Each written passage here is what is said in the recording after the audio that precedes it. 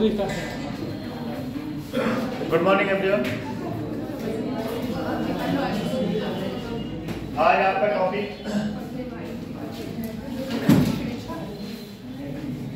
क्या क्या पढ़ चुके हैं, थोड़ा सा रिव्यू कराइए। सिलेबस में क्या क्या हो चुका है अभी तक? पिछले पेपर में आप लोग क्या क्या पढ़े? अच्छा, यहीं से स्टार्ट करो। स्टार्टिंग से बताइए,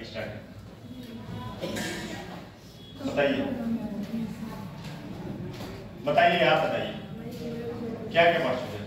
कम से कम कुछ पता लगा तो चलना चाहिए कि क्या पढ़े क्या नहीं। मतलब इतिहास हो गया, राजनीति से संबंधित और 1857 से पहले के मतलब हाँ वो हिस्ट्री में आ गया, हिस्ट्री बोल दिया आप, हिस्ट्री हो गया। पॉलिटी हो गया, पॉलिटी हो गया और यूपी में सुरक्षा, ये इंटरनल सिक्योरिटी, आंतरिक सुरक्षा और क्या हो गया? सुशासन। सर यही सब हुआ। हाँ यही सब हो गया, पॉलिटी हो गया, यही सब टॉपिक था। सिलेबस देख लीजिए, सिलेबस देखिएगा, सिलेबस का सारा टॉपिक कंप्लीट हो गया है। हिस्ट्री पढ़े आप लोग, फिर पॉलिटी पढ़े, फिर उसके बाद जो है गुड गवर्नेंस पढ़े, इंटरनल सिक्योरिटी पढ़े उत्तर प्रदेश की। ठीक, मिला जुला के अब आपका 2 टॉपिक और बचा है, जिसमें से आज एक खत्म हो जाएगा, उत्तर प्रदेश की स्वास्थ्य से संबंधित मुद्दे। हाँ, स्वास्थ्य सुरक्षा या स्वास्थ्य से संबंधित मुद्दे। और नेक्स्ट है उत्तर प्रदेश की एजुकेशन सिस्टम, शिक्षा प्रणाली। मिला जुला के उसके बाद आपका बचता है 3 टॉपिक, पंचायती राज व्यवस्था, मंत्रिपरिषद मतलब वही विधान परिषद, और उसके बाद राष्ट्रपति और महाधिवक्ता, सॉरी राज्यपाल और महाधिवक्ता।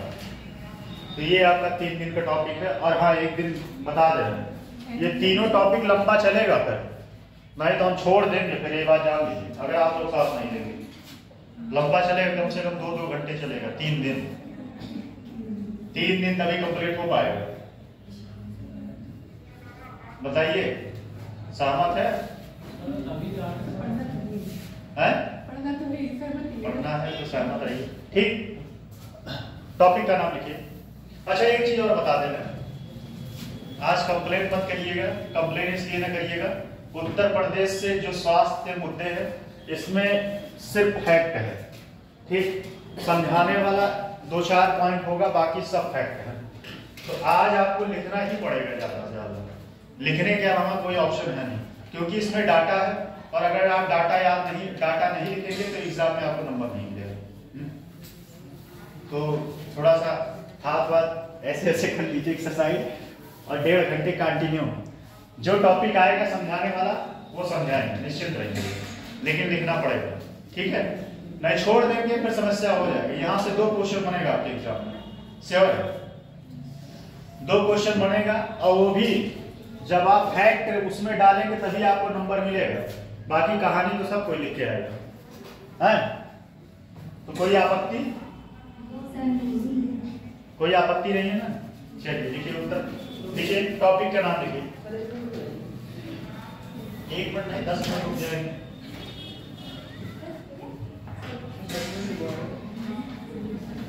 देखिए उत्तर प्रदेश में स्वास्थ्य एवं चिकित्सा मुद्दे देख लीजिए। उत्तर प्रदेश में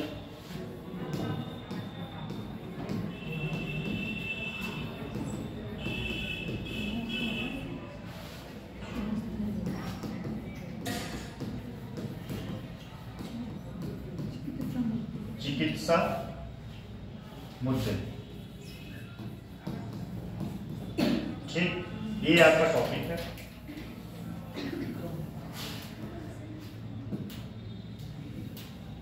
ये आपका टॉपिक है।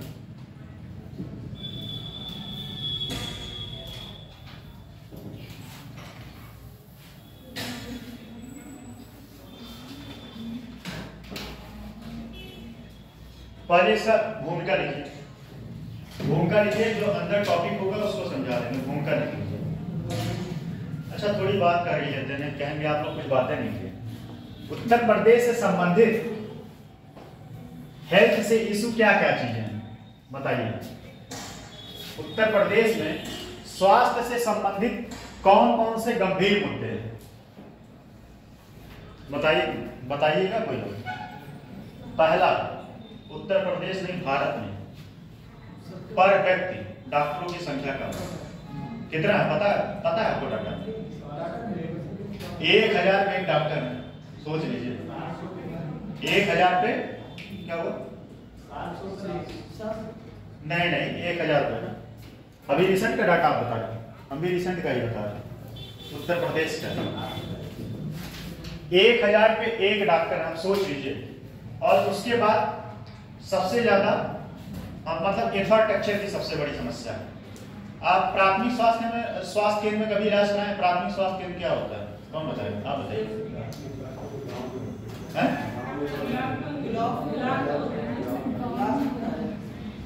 एक बात जान लीजिए, सुनिए, इसमें एक चीज समझने वाला है। अगर प्राथमिक स्वास्थ्य केंद्र पे, सुनिए समझने वाली बात है, अगर प्राथमिक स्वास्थ्य केंद्र पे व्यवस्था अच्छी हो जाए तो शायद जो बीमारियां बड़े लेवल तक जाती हैं और जिसमें आपका ज्यादा खर्च होता है वो वहीं पे रुक जाए। अगर वहाँ पे अच्छे डॉक्टर, अच्छी दवाइयाँ, होता क्या है कि सही बात ये है कि डॉक्टर वहाँ जाते हैं। हमारे भी घर में एक हमारे छोटे वाले बाबा लड़के डॉक्टर, और वो आयुर्वेद में, मतलब वो तो ईमानदार, लेकिन और उनके यहाँ सब जो है जाते हैं 8 बजे से 2 बजे तक रहता। और सही बात यह है कोई आयुर्वेद का दवा भी नहीं लेना चाहता, तो कोई जाता नहीं, वो फ्री फंड में वो लोग सैलरी पाते हैं। ठीक है, सबसे ज्यादा जो है एक्चुअली क्या है ना कि बात ये है कि सब कोई चाहता है तत्काल से रिस्पांस मिले। जैसे आपको मान लीजिए फीवर है, आप चाहेंगे तत्काल रिस्पांस मिले कि 10 दिन बाद मिले? सब कोई चाहेगा तत्काल जाके डोलो खा ले। डोलो से संबंधित एक केस आया था, पता ही नहीं डोल क्या बताइए? 10 करोड़ नहीं, 1000 करोड़, 1000 करोड़ उसने डॉक्टरों को घूस दिया था कि आप हमारा दवा लिखिए, डोलो, कोरोना का। सोच लीजिए कितना भयंकर बड़े पैमाने पे ये सब होता है दवाइयों का। नहीं डोलो पैरासीटामॉल पे लगा, अभी लगा हाल ही में रिसेंट में, पैरासीटामॉल पे अभी हाल ही रिसेंट में बैन लगा। नहीं डोलो पे नहीं था, डोलो पे जो ये था कि डॉक्टरों पे ये ज्यादा पैसा दे रहे थे दवा। अभी देखिए ना, जो भी डॉक्टर है ज्यादातर दवा डोलो लिख देंगे आपको, कोई भी बीमारी हो डोलो की डाल ही देंगे। अच्छा डोलो का कोई साइड इफेक्ट नहीं है डोलो का, क्योंकि इसमें जो है ना मल्टी जो है चीजें होता है। जैसे आपका सर दर्द कर रहा है तो भी काम करेगा, और उसके बाद फीवर है तो भी काम करेगा, वीकनेस है तो भी, तो डॉक्टर इसको दे ही देते हैं। और 1000 करोड़ रुपए का काला बाजारी हुआ है। तो कहने का मतलब ये है कि अगर प्राथमिक लेवल पे उपचार की व्यवस्था अच्छी हो, दवाइयां अच्छी हो, डॉक्टर अच्छे हो, ट्रीटमेंट अच्छा मिल जाए, तो उसे आगे नहीं जाना पड़ेगा, मतलब जिले लेवल पे नहीं जाना पड़ेगा। कभी हॉस्पिटल में कभी क्या सभी लोग जाते हैं हॉस्पिटल में, देखिए सरकारी हॉस्पिटल में कितनी भीड़ लगी रहती है। सुबह जाइए 8 बजे, इलाहाबाद में हॉस्पिटल है बेबी, वहाँ फ्री में दवा मिलता है, अच्छा दवा मिलता है। 1-2 बार अपनी गए हैं दवा लेने, वहाँ आप जो है 10 बजे से डॉक्टर बैठते हैं, 8 बजे से पर्चा कटना शुरू, 8 बजे से पर्चा वहाँ मिलता है और आपको 10:30 बजे डॉक्टर बैठेंगे पूरा दिन। मतलब अगर आपको फ्री के दवा लेना है तो पूरा दिन बर्बाद करना है। लाइन में हर जगह वहाँ आपको दवा लेना है तो लाइन में, फिर उसके बाद जो है क्या नाम है, अगर आपको डॉक्टर को दिखाना है तो लाइन में लगना पड़ेगा, सब चीज के लिए, पर्ची बनवाने के लिए तो लाइन में। ये सब सारी जो है चीजें जो है हेल्थ, मतलब ये स्वास्थ्य से संबंधित बहुत बड़ी समस्या है। अगर जैसे एक बात और, भारत में जो है ना लोगों का इनकम कम है, ठीक है, इनकम कम है और स्वास्थ्य पर ज्यादा पैसा खर्च नहीं कर पाते। अमेरिका में क्या है कि अमेरिका में जो दवाइयां हैं फ्री मिलती है, फ्री में इलाज होता है। पता है नहीं आप लोगों को? कितने लोगों को पता था? अमेरिका में जो है फ्री में इलाज होता है, भारत में नहीं। अच्छा भारत में भी हाल ही में एक राज्य ने ऐसा नियम लागू किया था, कानून, कौन बता सकता है? यहाँ तक आवाज नहीं आ रहा। दिल्ली। और कोई बताए? और कोई बताए? राजस्थान। हाँ, राइट टू हेल्थ, मतलब स्वास्थ्य मतलब स्वास्थ्य सुविधा पाना हमारा मौलिक अधिकार, उसने ऐसा कह दिया था, जिसमें कई सारे प्राइवेट कंपनियां खड़ी हो गई थी कि नहीं ऐसा नहीं होना चाहिए। ऐसा इसलिए नहीं होना चाहिए था, इसमें एक बात समझ लीजिए, हो सकता है मे भी कभी क्वेश्चन आ जाए आपके एग्जाम में। इसमें हो क्या रहा था, जैसे मान लीजिए आप जो है अगर सामर्थ्य है दवा का पैसा देंगे तो ठीक है, अदरवाइज अगर आप सामर्थ्य नहीं है तो पैसा जो है सरकार जो है आपका देगा। सरकार लेकिन पैसा देगा, ऐसे नहीं दे देगा आपने 10,000 का बिल बनाया, ठीक, तो भैया इनके खर्च में ए नाम का व्यक्ति है, मान लीजिए ए नाम का व्यक्ति है, ए नाम के व्यक्ति में 10,000 रुपया खर्चा करता, अब वो ऐसे नहीं देगा, उसकी टीम है पूरी भारत सरकार की, मतलब राज्य सरकार की, वो टीम देखेगा, एनालिसिस करेगा कौन सी दवा कितने रुपए की कास्ट की है, पता चले वो बिल बनाए 10,000 का और उनको मिला 3,000 रुपए, तो नुकसान होगा कि नहीं। इसीलिए वो लोग विरोध पे आ गए थे, प्राइवेट सेक्टर वाले, जितने प्राइवेट सेक्टर के हॉस्पिटल थे वो ज्यादातर विरोध में आ गए। सरकारी वाले तो कोई फर्क नहीं, उनको तो सैलरी मिल ही रहा है, लेकिन प्राइवेट सेक्टर वाले विरोध में आ गए। तो ये सब सारी समस्याएं हैं उत्तर प्रदेश में। अगर स्वास्थ्य सुविधा अच्छे से मिले, अच्छा एक चीज और है, अगर स्वास्थ्य सुविधा अच्छे से मिले प्रॉपर वे में तो गरीबी नहीं आएगा। कैसे नहीं आएगा, कोई बता सकता है? गरीबी का और स्वास्थ्य से क्या लिंक है? जो बता दे, ये कॉन्सेप्ट है डेप्रिवेशन ऑफ साइकिल का है, ये इकोनॉमिक्स का कॉन्सेप्ट है। देश की आबादी स्वस्थ रहेगी, हाँ, तो उसकी इकोनॉमी अच्छी होगी। देखिए अब बता, मान लीजिए कोई बच्चा पैदा हुआ, ठीक, बच्चा पैदा हुआ प्रॉपर वे में, उसको अच्छे से उसका ट्रीटमेंट हो रहा है, ट्रीटमेंट मतलब उसको टीका उका अच्छे से दिया जा रहा है, मानसिक विकास उसका अच्छे से हो रहा है, ठीक है। पता चले वो बच्चा दो बच्चे हैं, मान लीजिए ए है और बी है, ठीक, समझ लीजिए, उसके बाद लिखना है, ठीक, इसीलिए समझा रहे हैं। मान लीजिए ए जो है इसको अच्छा ट्रीटमेंट मिला, इसको जो है अच्छा ट्रीटमेंट मिला, ये पैदा हुआ, उसके बाद इसको सारी सुख सुविधाएं मिली जो मिलना चाहिए था, समय समय पे इसका टीकाकरण हुआ, जो भी मिलना चाहिए था, ये कुपोषण नहीं, इसको अच्छा जो है भोजन मिला, ठीक है, अच्छा मतलब भोजन कह सकते हैं, आहार मिला, लेकिन पौष्टिक आहार। लेकिन वही बी वाला लड़का है जो पैदा हुआ और उससे बेचारे को कुछ नहीं मिला, ना तो उसको ट्रीटमेंट मिल पाया, ना तो उसको टीका मिल पाया, और ना ही उसको अच्छा पौष्टिक आहार मिल पाया। अब ये जो है ये आगे बढ़ेगा तो क्या होगा, ये कुपोषण का शिकार होगा, कुपोषण का शिकार होगा तो इसका जितना एफर्ट है उतना एफर्ट लगा के काम नहीं कर पाएगा, इसके एवज ये जो है इसका पोटेंशियल ज्यादा है, ये कार्य करने की क्षमता ज्यादा है, इसका दिमाग भी ज्यादा है और इसका दिमाग कम है, ये कहीं ना कहीं पढ़ लिख के एक अच्छे ह्यूमन रिसोर्स बनेगा और ये अच्छा इनकम अर्जित करेगा, और अच्छा इनकम अर्जित करेगा तो अपने परिवार की गरीबी को दूर करेगा। लेकिन वहीं ये वाला बेचारा, इसका दिमाग उतना विकसित नहीं हो पाया, इसको शारीरिक रूप से इतना विकास नहीं हो पाया, तो ये क्या करेगा, ये जाके कहीं मजदूरी करेगा। क्या करेगा? मजदूरी करेगा किसी कंपनी में जाके मजदूरी करेगा, फिर क्या होगा, गरीबी की साइकिल चलती रहेगी। समझ में आया कहानी? समझ में आई? चलिए, समझ में आ गई तो अच्छी बात है।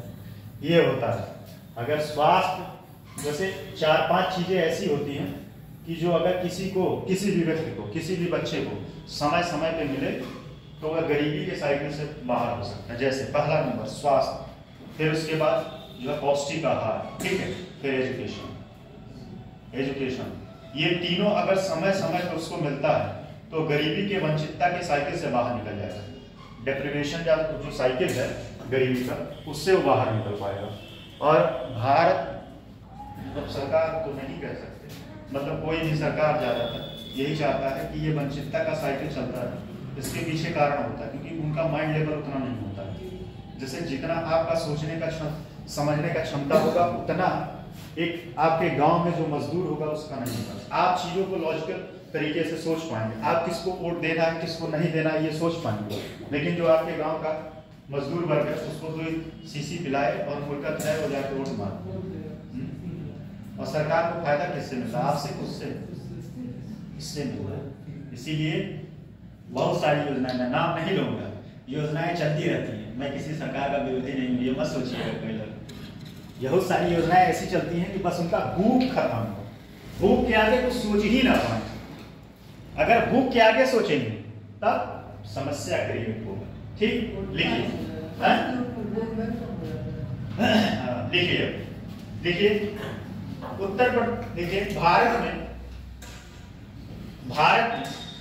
जो भी डाटा आएगा, जो भी समझाने वाला आएगा, मैं समझा दूंगा, निश्चिंत होकर लिखिए।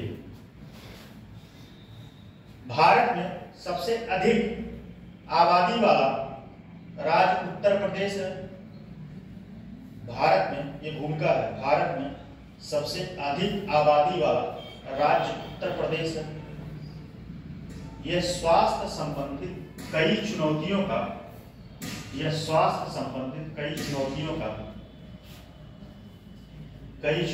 का सामना कर रहा है, जिसमें अस्पतालों, क्लिनिकों, डॉक्टरों और चिकित्सा कर्मचारियों की कमी,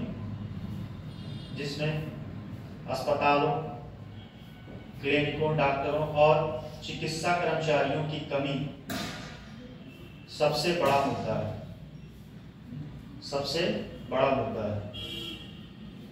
पैराग्राफ चेंज करके लिखिए। सबसे बड़ा मुद्दा, पैराग्राफ चेंज करके। उत्तर प्रदेश में सामान्य तौर पर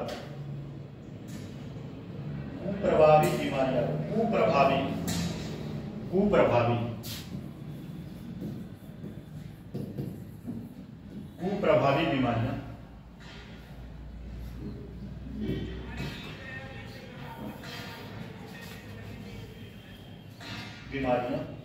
जैसे मलेरिया,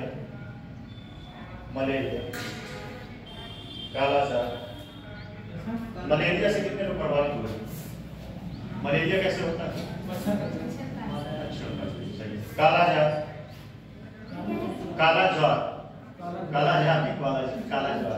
ज्वार मतलब फीवर।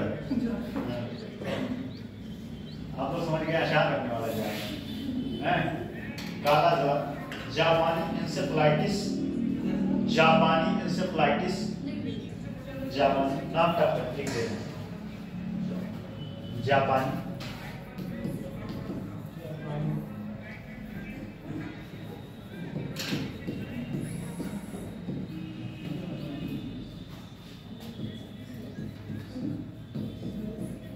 जापानी इंसेफ्लाइटिस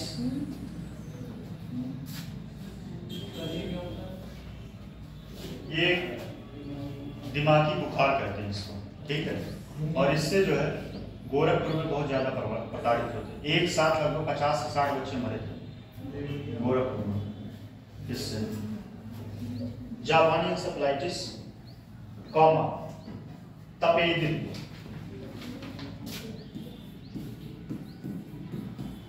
ये क्या होता है, कौन बता सकता है? टीबी कैसे होता है? वायरस से कि बैक्टीरिया से? किससे? गंदे पानी से। टीबी बहुत खतरनाक बीमारी, हमारे सामने मैं तो देखा हूँ। हमारे ही परिवार के सदस्य जो है, हमारी बुआ, उससे प्रताड़ित हो गए थे। उनका डॉक्टर गलत तरीके से ट्रीटमेंट कर रहा था, वो सीने का इलाज कर रहा था, बाद था उनको टीबी। बाद में हम लोग ले गए लखनऊ, पता चला उनको लास्ट स्टेज पे था टीबी, पता चला उनको टीबी था और गलत ट्रीटमेंट हो रहा था। डॉक्टर के ऊपर हम लोग केस करने वाले थे, फिर हुआ जाने को क्या मतलब, जब आदमी चला गया। तपेदिक, ठीक। उसके बाद पेचिस जानते हैं भाई साहब, बहुत खतरनाक बीमारी होता है पेचिस। पेचिस, हेपेटाइटिस ए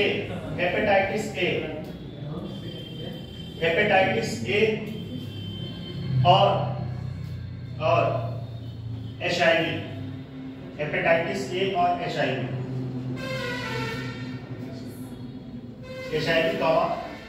का फुल फॉर्म कौन बता सकता है? ऑब्लिक उसी में लिख लीजिए एड्स, HIV ऑब्लिक एड्स चिंता का विषय है, चिंता का विषय है।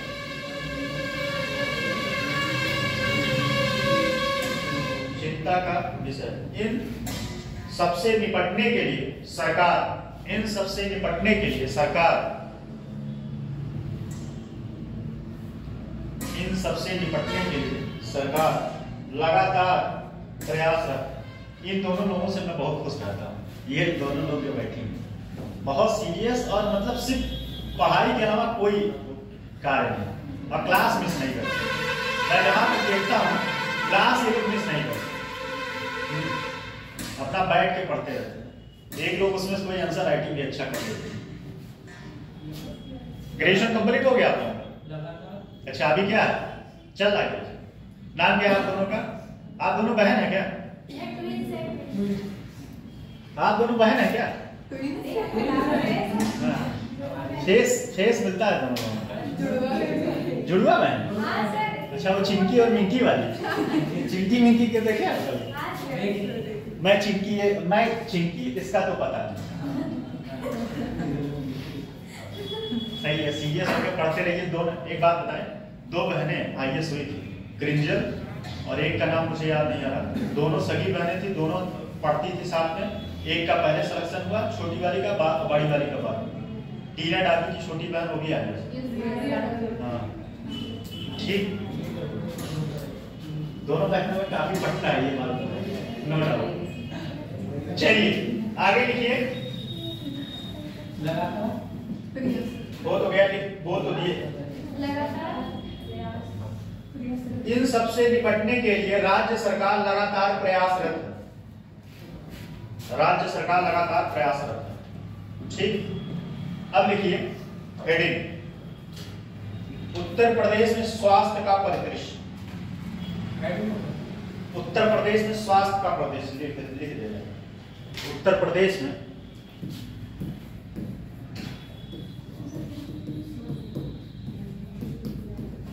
स्वास्थ्य का दृश्य, परिदृश्य लिखिए। ये परिदृश्य सही लिखा है गलत लिखा है?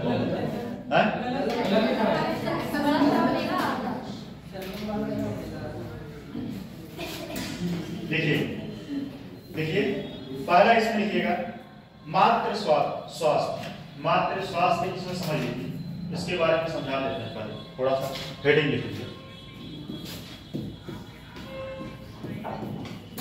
बार बार मातृ स्वास्थ्य समझिए। पहले क्या होता था, भारत सरकार ने बहुत प्रयास किया, उत्तर प्रदेश सरकार भी बहुत प्रयास किया। पहले जो है प्रसव के दौरान बहुत सारी महिलाएं जो है मर जाती थी। क्यों? क्योंकि अच्छे तरीके से उनको इलाज नहीं मिल पाता था। ठीक है, गांव में वही नुस्खा चलता था, जो दाई लोग रहती थी वही जो है प्रेगनेंसी करवाती थी, और वो सही तरीके से कभी कभी नहीं करा पाती थी तो दोनों मर जाते थे।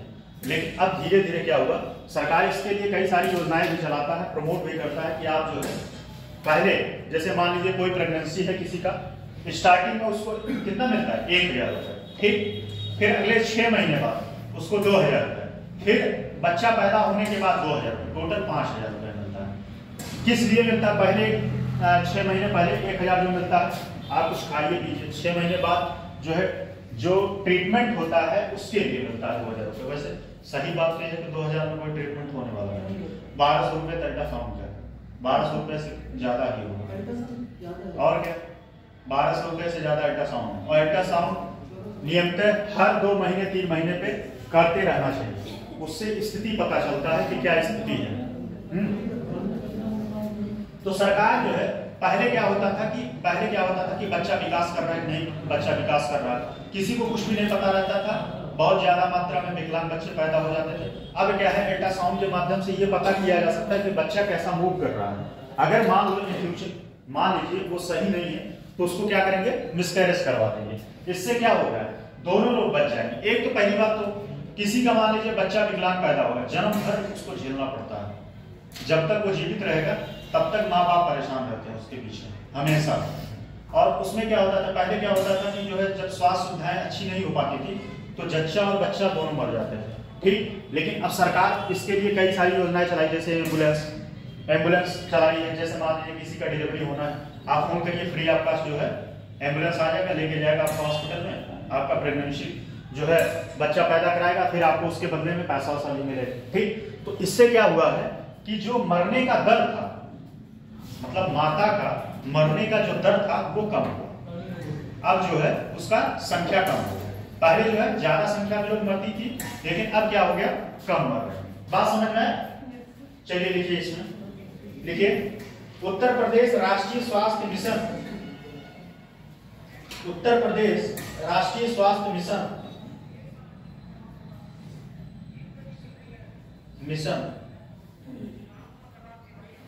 NHRMR लिख दे रहे हैं, ठीक है। क्या है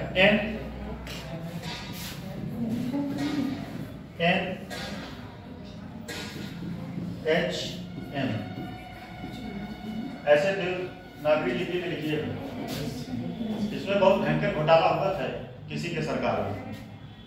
2005 में बहुत शर्म में घोटाला हुआ था, मायावती सरकार थी उस टाइम,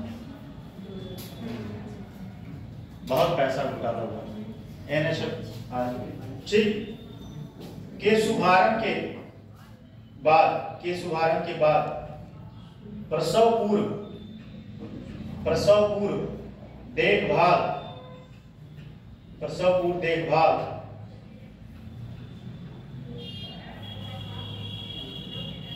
सुविधाजनक हुआ,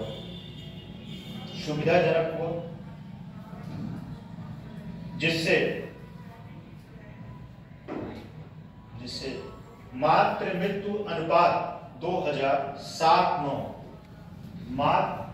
मातृ मृत्यु अनुपात 2007 और 9 में कितना था? 2007 और 9 में ये था आपका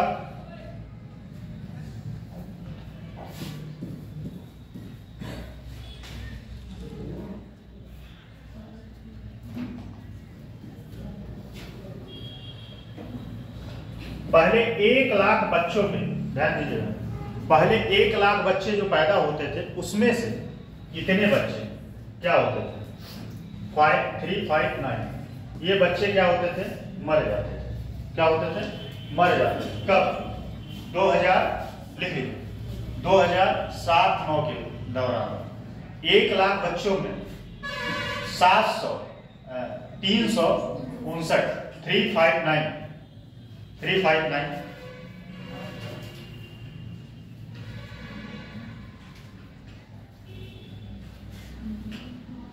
से, अब देखिए 359 से घटकर 2016 और 18 में यह संख्या जो है, पहले इतना मरते थे, अब जो है यह संख्या 197 आ गई, 197। और रिसेंट का भी डाटा देख लीजिए, लेकिन ये डाटा डाल देंगे तो भी दिक्कत नहीं है। 197 हो गए। कब? 2016 से 18 में। उसी में पॉइंट करके लिखिएगा।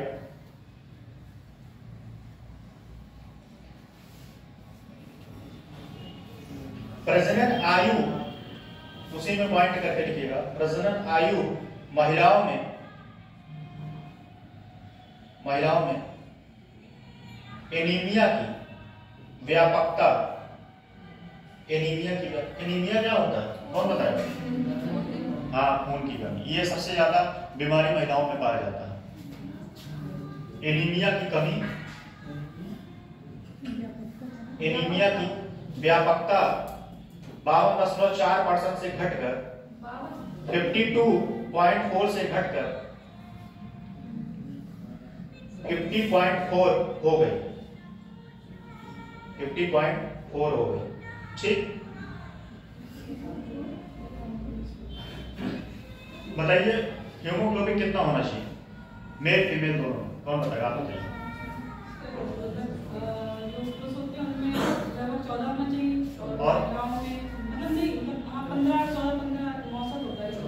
और महिलाओं में 16 तक होता है।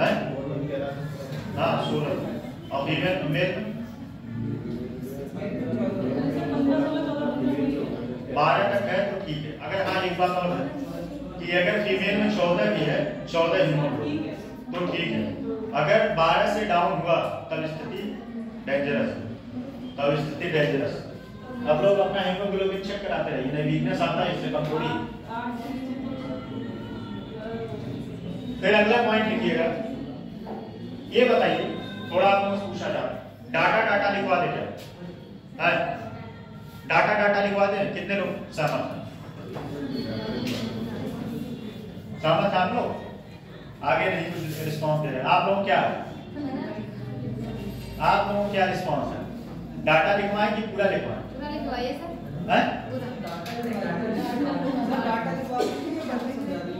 हाँ तो समझाने तो समझाइए, समझा ठीक।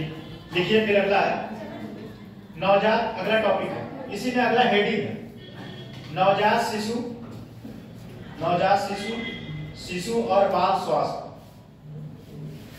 नवजात शिशु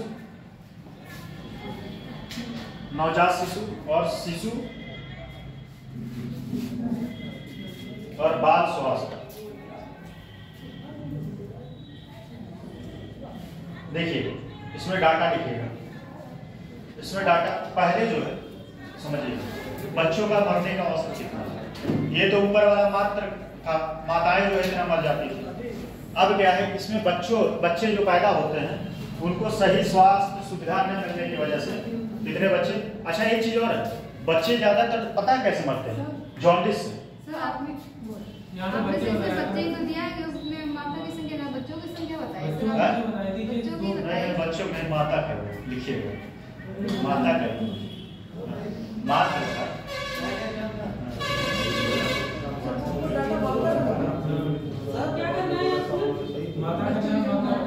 सही तो बोले थे, ये बताए हैं सही बोले थे। माताएं मरती थी उसमें 1 लाख।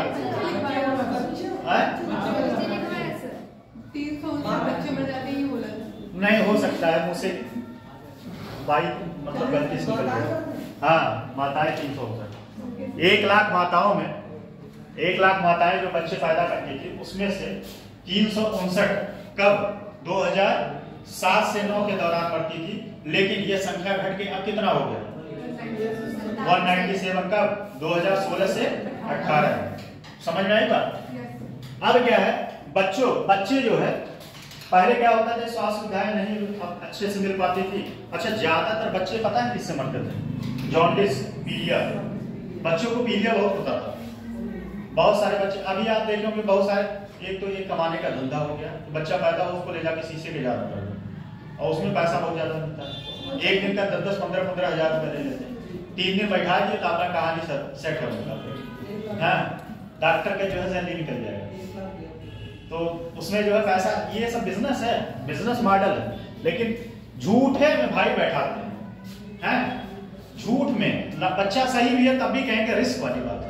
उसको अभी आप ट्रीटमेंट, अभी आप कोई मिल नहीं सकते 3 दिन तक, अब उसको ले जाके शीशे में रख देंगे, अब वो शीशा पड़ा रहेगा, आप लोग पैसा दिए जाइए। लेकिन ऐसा होगा तो आप लोग भी करिएगा, रिस्क मत लीजिएगा, ठीक है। तो अब क्या है, सुविधाएं, स्वास्थ्य सुविधाएं अच्छी हो रही, इससे जो है बच्चों का मरने का औसत कम हो रहा है। बच्चों का मरने का औसत कम हो रहा है। क्यों? क्योंकि माता जो होती है उसका प्रॉपर वे में इलाज होता रहता है, ट्रीटमेंट, अल्ट्रासाउंड सारा होता रहता है, ठीक है। तो जो भी कमियां, मान लीजिए कोई कमी हो रहा है बच्चे डेवलपमेंट में, तो वो उस तरीके से उसका दवा हो जाता है, ठीक है। अच्छा पहले क्या होता था, पहले कोई दवा कराता था? कोई नहीं कराता था। हमारी मम्मी लोग थी, कौन सा दवा कराया? कभी हॉस्पिटल का मुंह नहीं देखे होंगे, हैं? हमारी मम्मी लोग या आप ही के मम्मी लोग, हो सकता है आप लोग थोड़ा सा यंग जनरेशन के हो सकता है आपकी मम्मी लोग गई हो, लेकिन हमारी मम्मी लोग तो नहीं गई है, मुझे जहाँ तक याद है, मुझे नहीं याद है, मतलब ऐसा लोग तो ये सब सारी चीजें समस्याएं थी। भगवान भरोसे सब रहता था, जो हो जाएगा वो अच्छा है। लेकिन अब जो है सुख सुविधाएं बढ़ रही हैं, अल्ट्रासाउंड मशीन आ गया, उससे जो है प्रॉपर वे में हर 2 महीने 3 महीने पे अल्ट्रासाउंड करवाते रहते हैं कि क्या स्थिति है, सही चल रहा है कि नहीं। बहुत मुश्किल आ रहे हैं आप लोग, ऐसा कोई टॉपिक है नहीं, समझाने वाला ही बात है, वही बता रहे हैं, टॉपिक से ही संबंधित, ठीक। जीवन में आप लोग भी कभी ना कभी इस दौर से गुजरेंगे। लिखिए इसमें उत्तर प्रदेश में नवजात मृत्यु दर, उत्तर प्रदेश में नवजात मृत्यु दर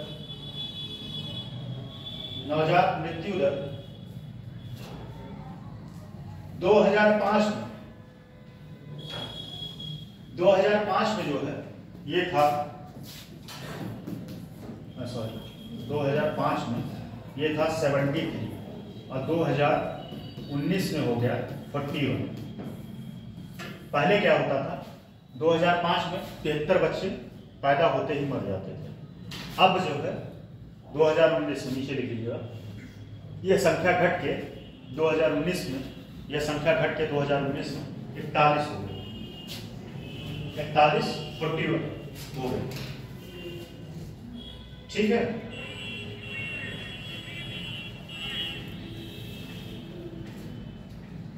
और देखिए, और शिशु मृत्यु दर,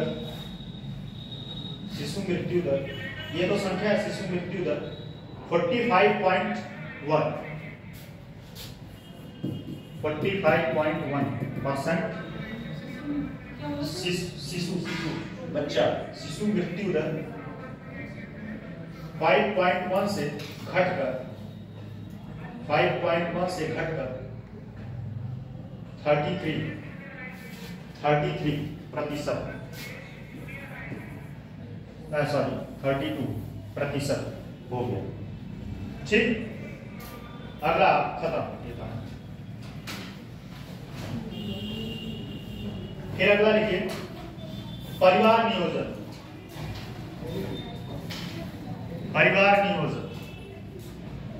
भारत सरकार इस पे कितना एडवर्टाइज कराता है, लेकिन कोई फर्क नहीं। पता है भारत सबसे ज्यादा विश्व में आबादी वाला देश हो गया, पता है कि नहीं?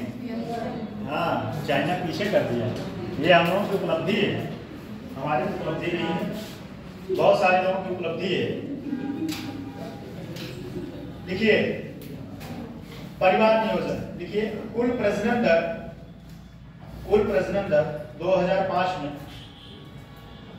4.2, 2005 में 4.2 लिखे हैं, पॉइंट भी लिखे हैं भाई, यहाँ देखिए पॉइंट फिर से लिख देना। 4.2 कब? 2005 में, ठीक, से घटकर 2018 में 2.9 हो गई। अच्छा, ये बता सकते हैं कौन? कोई बता सकता है कि इसका मतलब क्या हो? बताइए कृष्णपाल, इसका मतलब क्या हो? 4.2 2005 में था प्रजनन दर, इसका मतलब क्या हो? एक महिला जो है एक जीवन का उसके 4 ये पॉइंट वाला कैसे क्या होगा? शायद पूरा अनुपात को डाला जाता है ना सारी महिलाओं को। यही बात मैं पूछना चाह रहा था कि ये जो है ये 4.2 मतलब एक औसतन, मतलब ऐसा औसत निकाला गया है कि महिला जो है अपने जीवन काल में औसतन 2005 में 4 बच्चे पैदा करती है, ठीक, लेकिन वह रेशियो अब घट के कितना हो गया? 2.9। अब यह रेशियो हो गया कि मतलब अब एक महिला, और उत्तर प्रदेश सरकार ने नई जनसंख्या नीति लाई है, पता है कि नहीं? कितने लोग पता है? आप पढ़े कि नहीं? एग्जाम में आप पूछ सकता है, एग्जाम में कितने लोग पढ़े? आप बताइए। स्टैंड तो हमें भी याद नहीं, लेकिन बता देंगे। उत्तर प्रदेश नई लाई है 2029 तक, ठीक है, और उसमें जो है कुछ चीजें तो मुझे पता ही है, जैसे क्या है, अब आप जो है 3 बच्चे से ज्यादा पैदा नहीं कर सकते, मतलब हाँ 2, ठीक, 2, लेकिन उसमें कंडीशन ये है कि अगर 2 बच्चे हैं तो ठीक है, अदरवाइज अगर मान लीजिए 3 बच्चे हो गए तब कैसे लाभ मिलेगा? तब भी लाभ मिलेगा, लेकिन उसके लिए कंडीशन है, जैसे ये 2 मान लीजिए ट्विंस, कोई ट्विंस आ गए, ठीक, तब 3 बच्चों के लिए लाभ मिलेगा, 3 बच्चों के लिए। अगर लेकिन बारी से 3 पैदा हो रहे हैं तो लाभ नहीं मिलेगा, ठीक। बहुत सारे सरकारी कर्मचारी हैं, उनको जो है सैलरी में कटौती की जाएगी, लेकिन जो इस नियम को फॉलो कर रहे हैं उनका डीए बढ़ाया जाएगा, कुछ उनको प्रोत्साहन दिया जाएगा। सरकारी सुविधाएं नहीं मिलेगी। सरकारी सुविधाएं जो मिलती हैं वो नहीं मिलेगी। ठीक, अभी लेकिन इससे विचार हो रहा है, अभी पास नहीं हुआ। ठीक, लिख लिए? हो गई। राज्य में लिखिए, राज्य में परिवार नियोजन की कुल, राज्य में परिवार नियोजन की कुल आपूर्ति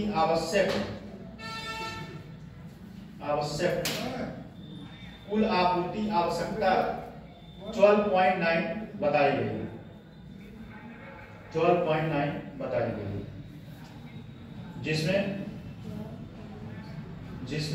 महिलाओं में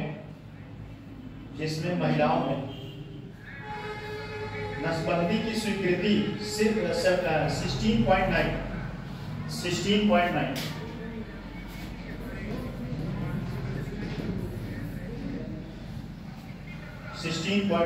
और पुरुषों में 0.1 लगभग 0.1। ठीक है, अगला लिखिए। अगला हेडिंग है संचारी रोग। अगला हेडिंग है संचारी रोग।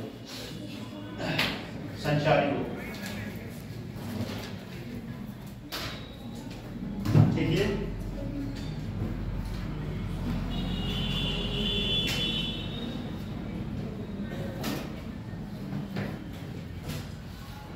अच्छा, संचारी रोग होता क्या है पहले बताइए। संचारी रोग और गैर संचारी रोग कौन बताए? हाँ, जो संचार के माध्यम से फैले और जो संचार के माध्यम से ना फैले। जैसे गैर संचारी में आपका वो आएगा, क्या नाम है इस समय सबसे ज्यादा लोग प्रभावित हैं डायबिटीज। हमारे घर में खुद 2 लोगों को, हमारे पिताजी, चाचा जी, हमारे बाबूजी, हमारे बाबा डायबिटीज से ही मर गए थे। बहुत खतरनाक है। आप लोग शुगर पे कंट्रोल करिएगा। शुगर और उसके बाद चावल दोनों भारत खाते रहिए। 70% लोग जो है शुगर से जो है पीड़ित हैं, पता है नहीं, रिसेंट का डाटा है 70% लोग शुगर से। बहुत खतरनाक बीमारी, इसका कोई इलाज नहीं सिवाय परहेज। हाँ, 2 चीज, स्ट्रेस और मोटापा और स्ट्रेस दोनों। तो संचारी रोग क्या समझ में आया कि जैसे हो गया क्या, डेंगू हो गया, ये सब सारी बीमारियां। देखिए,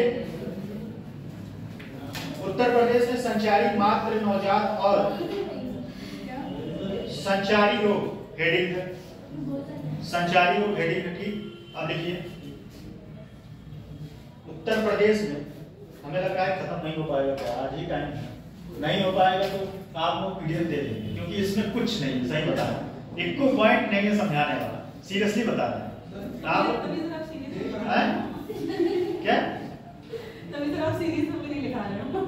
इसमें कोई पॉइंट नहीं है कि जो इसमें समझाने वाला हो, सिर्फ डाटा है।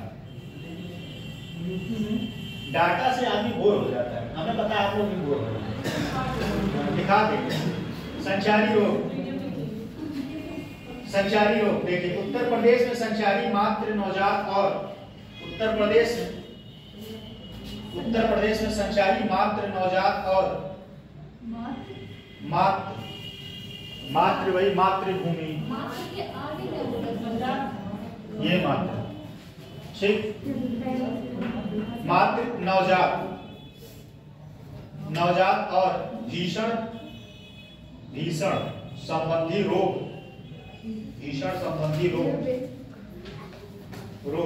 कुल रोग भार का 40.5 40.5 40.5% योगदान देते हैं।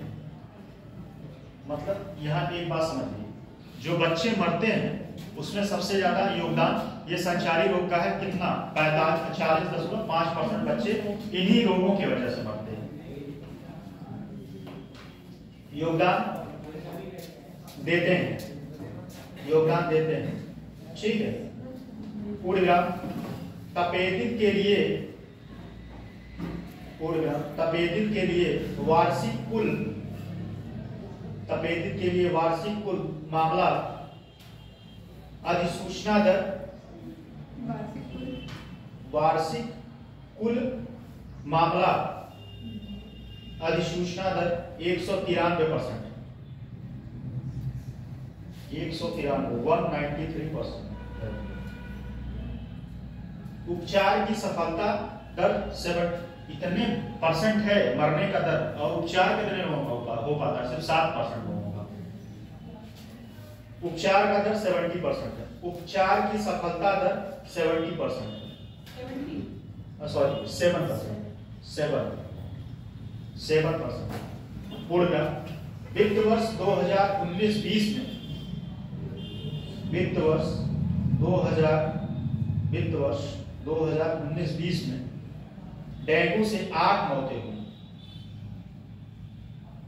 बस हो गया, डेंगू से 8 मौतें, ये कोई मतलब नहीं, ये ना आगे लिखिए तो कोई मतलब, छोड़िए इसको, कोई मतलब नहीं। 8 ही है, 8 की किताब में 8 ही दिया था, जो भी हो। 8 बच्चों का, आपका नहीं, हमारा नहीं, बच्चों का, जो डेंगू से बच्चे मरे उनका नंबर। ठीक, अगला पॉइंट लिखिए, गैर संचारी। गैर संचारी में समझ लीजिए क्या है। गैर संचारी में जैसे आपका जो है शुगर हो गया, ठीक, ये सब बीमारियां मतलब गैर संचारी। ठीक, इसमें लिख लीजिए गैर संचारी रोग में क्या क्या है। अच्छा, गैर संचारी रोग एक माध्यम से और फैल रहा, बहुत तेजी के साथ। जैसे उसका जीता जागता एग्जाम्पल है, आप लोग चाउमीन मैगी ये सब खाते हो ना, उससे भी गैर संचारी रोग फैल रहा है। क्या होता है? पेट में समस्या हो जाएगी, ठीक, पेट में समस्या हो जाएगी और चीजें दिक्कत हो जाएगी।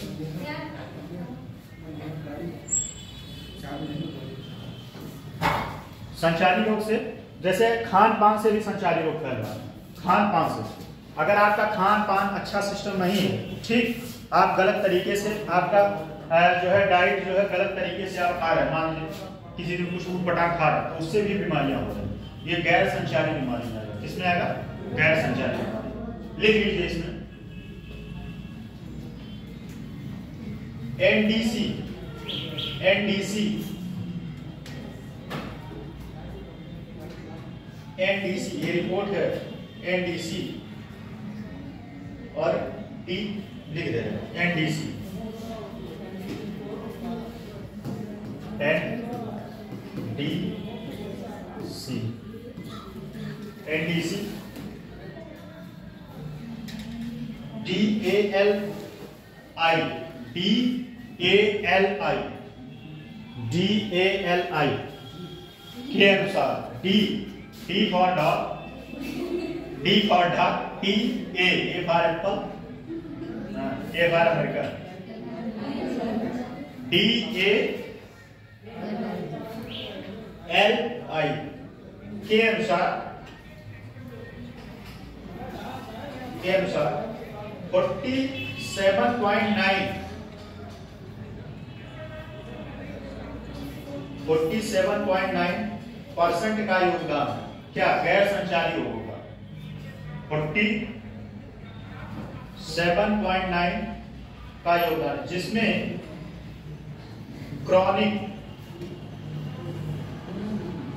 क्रॉनिक, भाई ये लिख ही देते हैं,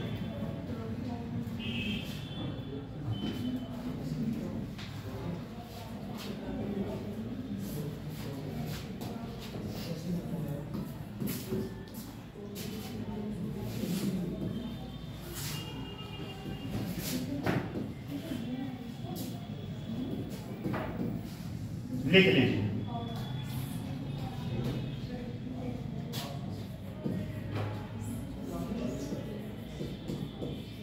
ये सब एक ही में है, अलग अलग ऊपर नीचे मत लिखिएगा। लिख लीजिए, जो लिख लिए व्हाइट बोर्ड, डिजिटल बोर्ड पे लिख लीजिए। सब तो नहीं समझ में आ रहा है? ये आ है, ये आधा प है, ठीक, स है, वो लास्ट में वह, ठीक, disease, comma, disease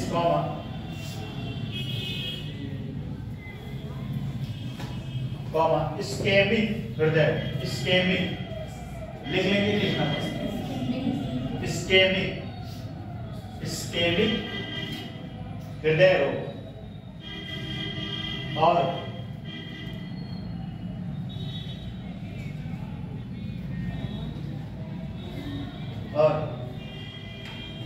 diabetes, diabetes, diabetes के भी टाइप होते हैं, ठीक है। डायबिटीज कितने टाइप होते हैं? बहुत टाइप के होते हैं। एक बहुत सारे लोगों को ब्लड शुगर होता है, मतलब अलग अलग। एक मेरा दोस्त बेचारा, उसको ब्लड शुगर हो गया, वो एमएससी कर रहा था तभी ब्लड शुगर हो गया उसको, तो बहुत खतरनाक होता है। अब ऐसे लोग किसी को ब्लड नहीं दे सकते, दे दिए पता चले दूसरे आदमी पड़ जाएंगे, अपने तो जा ही रहा है। डायबिटीज मेलिटस, मेलिटस लिखिएगा, diabetes mellitus, mellitus type 2, diabetes mellitus type 2। प्रमुख कारण, प्रमुख कारण किसमें? गैर संचारी रोग। प्रमुख कारण लिखिए,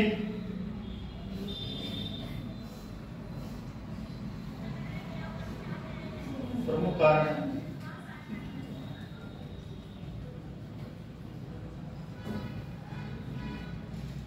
और दूसरा लिख लीजिए और पॉइंट बदल के वही पॉइंट लिखवाएं तो मतलब उसी में लिखिए। दूसरा कारण तंबाकू से होने वाले बीमारी। तंबाकू कोई खाता है इसमें? तंबाकू से होने वाली बीमारी, ठीक। तंबाकू नहीं खाते, खाइएगा। तंबाकू से होने वाली बीमारी, तंबाकू से होने वाली बीमारी में देख लीजिए कितना परसेंट है, ठीक।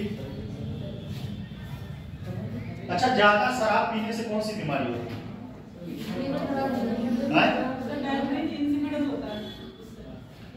और लीवर खराब हो जाता है ज्यादा शराब पीने। शराब तो नहीं पीते कोई लोग, पीजिएगा करने चाहिए। फिर अगला है, अगला लिखिए, अगला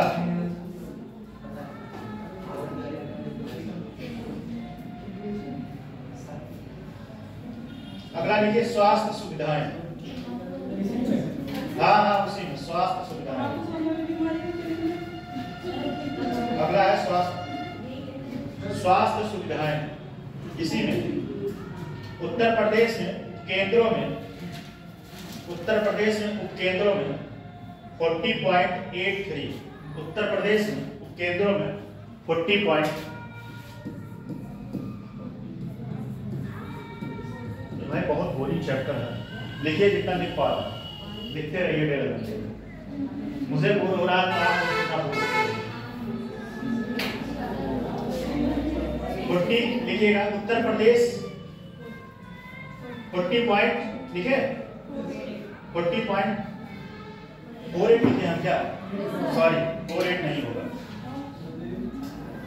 83 होगा, 83 प्राथमिक स्वास्थ्य केंद्रों, प्राथमिक स्वास्थ्य केंद्रों PHC, प्राथमिक स्वास्थ्य केंद्र, प्राथमिक स्वास्थ्य केंद्र PHC में 50.74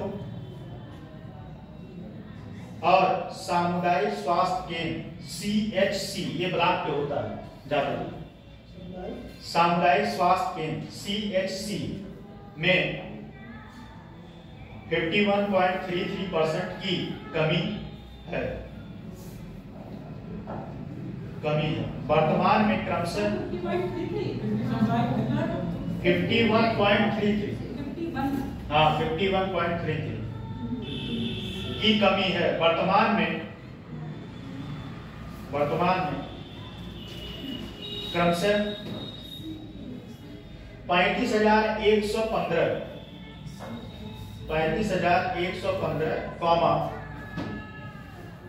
8,546,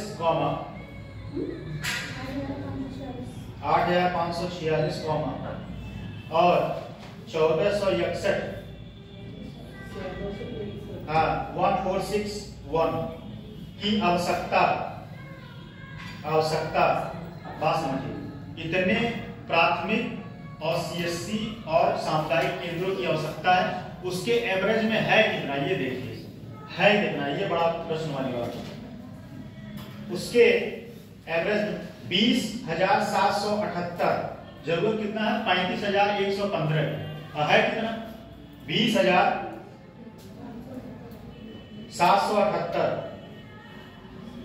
कॉमा उपकेंद्र जो है 2,880, उपकेंद्र 2,880, कॉमा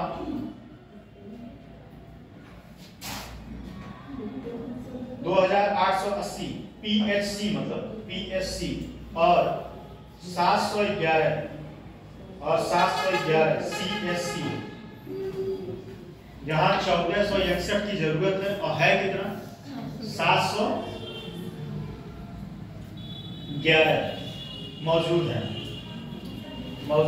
लिख पाएंगे नहीं, जरूरत कितना है कितना, यह समस्या का कारण तो है ही। सुख सुविधाएं कैसे मिल पाएगी स्वास्थ्य, केवल लिखिएगा पूर्णग्राम, केवल 50.3% जिला 50.3% जिला अस्पताल ब्रैकेट में लिखिएगा DH, डिस्ट्रिक्ट हॉस्पिटल ब्रैकेट में DH, और 29.29%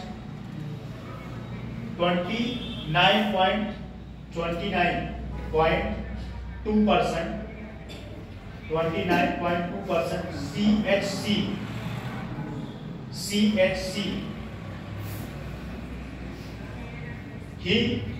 CHC ही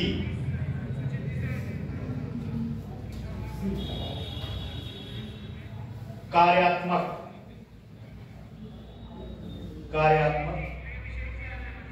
प्रथम रेफर कार्यात्मक है, मतलब ऐसे लिखिएगा कार्यात्मक, मतलब इतने ही जो है इस समय कार्य में है, मतलब इतने ही सुचारू रूप से चल रहा है। ठीक, खत्म हो गया एक टॉपिक। ठीक, दूसरा टॉपिक लिखिए, स्वास्थ्य एवं चिकित्सा अवसंरचना। स्वास्थ्य एवं चिकित्सा अवसंरचना।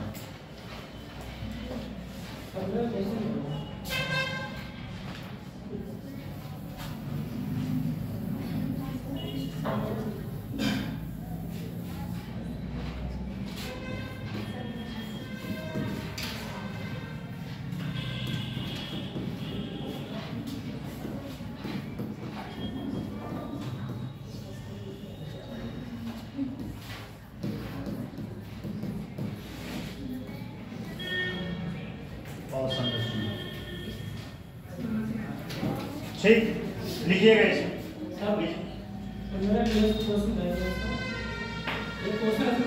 हाँ, जैसा कि हम लोग बात कर रहे थे कि उत्तर प्रदेश शिक्षा से वो स्वास्थ्य नीति 2018 में, हाँ, सर इसके प्रमुख लक्ष्य क्या होंगे या क्या थे? उत्तर प्रदेश स्वास्थ्य नीति 2018 की इसके प्रमुख लक्ष्य या मानक क्या थे? मतलब जो 2018 के क्या स्वास्थ्य नीति जिसके बारे में पढ़ा था, उसके लक्ष्य क्या थे? देखिए 2018 के स्वास्थ्य सुविधा से संबंधित बहुत सारे लक्ष्य थे। ठीक है, पहली बात तो मात्र मृत्यु दर कम करना था, ठीक, इंफ्रास्ट्रक्चर सही करना था, जो डॉक्टरों का उपलब्धता जो पर डॉक्टर थे, जैसे अभी क्या है 1000 पर एक डॉक्टर, कितना है 1000 पब्लिक पे एक डॉक्टर, इनके संख्या को बढ़ाना, CSC केंद्रों में बेड की संख्या को बढ़ाना। CSC जो केंद्र है, जैसे जो प्राथमिक स्वास्थ्य केंद्र है, वहां पे अभी क्या है 15 बेड का है, ठीक है 15 बेड का, लेकिन इसको बढ़ा के आगे ले जाना, ये सब सारी चीजें उसमें था। तब उसके बाद जो है, जैसे जब किसी भी देश में स्वास्थ्य सुविधा अच्छे से होगी तभी वह देश जो है विकास कर पाएगा। पहली बात फिर से समझिए, जैसे उसमें CSC पे फोकस करना था, डिस्ट्रिक्ट लेवल के जो हॉस्पिटल थे वहां पे इंस्ट्रूमेंट लगाना था। इंस्ट्रूमेंट मतलब क्या कि बड़ी बड़ी मशीनें लगाना था, जिससे आपका प्रॉपर वे से इलाज हो पाए। जो आप लखनऊ या बनारस या दिल्ली जाते हैं वो सुविधा आपको अपने डिस्ट्रिक्ट में मिले। और उसके बाद जो है डॉक्टरों की संख्या बढ़ाना, मेडिकल कॉलेज जो है मेडिकल कॉलेज की संख्या बढ़ाना, मेडिकल कॉलेजों में सीटों की संख्या बढ़ाना, ये सब सारी नीतियां उसमें। बात समझे? ये जो उत्तर प्रदेश का जीडीपी का 1.5% हम लोग स्वास्थ्य पे देखिए वो आप फैक्ट बता रहे हैं, फैक्ट बता रहे हैं, मैं कॉन्सेप्ट बता रहा हूँ। कॉन्सेप्ट में बता रहा हूँ। बोलिए। पहले बात तो उसमें डीपी में लिखा हुआ था कि उत्तर प्रदेश का कुल जीडीपी का 1.5 से बढ़ाकर 2.5 करना है। वही बात मैं कह रहा हूँ, आप फैक्ट बता रहे हैं कि मतलब आप जीडीपी का कितना खर्च करेंगे, ये फैक्ट हो गया। मैं बता रहा हूँ क्या कि क्या क्या चीजें बेसिक जरूरत है, तब आप देखिए जीडीपी अलग बात, जीडीपी हर बार बदलता रहता है। जीडीपी क्या है कि मान लीजिए अभी आप जीडीपी का इतना % आप खर्च कर रहे हैं, पूरे विश्व में पता है भारत सबसे कम जीडीपी का खर्च करता है स्वास्थ्य पे। कितना खर्च करता है पता है आपको? R&D पे कितना खर्च करता है उत्तर प्रदेश, मतलब भारत 0.75%। और देश कितना खर्च करते हैं? R&D मतलब क्या होता है? R&D, हाँ वही मैं बता रहा हूँ, उसी पे मैं आ रहा हूँ। R&D का मतलब पता है? रिसर्च और डेवलपमेंट। रिसर्च और डेवलपमेंट भारत जो है 0.7% खर्च करता है, लेकिन स्वास्थ्य सुविधा में और देशों पे भारत जो है अपने जीडीपी का सबसे कम खर्च करता है और देश इससे ज्यादा तो रवांडा खर्च करता है, सोमालिया खर्च करता है। पहले बात मैंने एक बात उसमें कि उत्तर प्रदेश जो है अपने तो जीडीपी का 1.5 से बढ़ाकर 2.5 करेगी। दूसरा क्या था, जेनेरिक दवाइयों की उपलब्धता बेहतर करना। जेनेरिक दवा पता है क्या होता है? हाँ पता है। क्या होता है? इसका पेटेंट खत्म हो जाता है, उसके बाद फिर करते रहेंगे। और जेनेरिक दवाइयों का कोई पेटेंट ले सकता है? नहीं, सरकार पास पेटेंट नहीं होता है, पेटेंट होता है तो पेटेंट वाली होती है। जेनेरिक दवाइयां एक बात और जानिए, जेनेरिक दवाइयां जो होती हैं, ऐसा मैं उस पे अभी नहीं आना करूं, मैं आपको लक्ष्य बात कर सुनिए जेनेरिक दवाई, हाँ उसी पे आ रहे हैं। जेनेरिक दवाइयां इतनी खतरनाक होती हैं जिसका पेटेंट खत्म हो गया उस पर दोबारा से रिसर्च नहीं होता, वो मार्केट में दवाइयां चलती रहती हैं।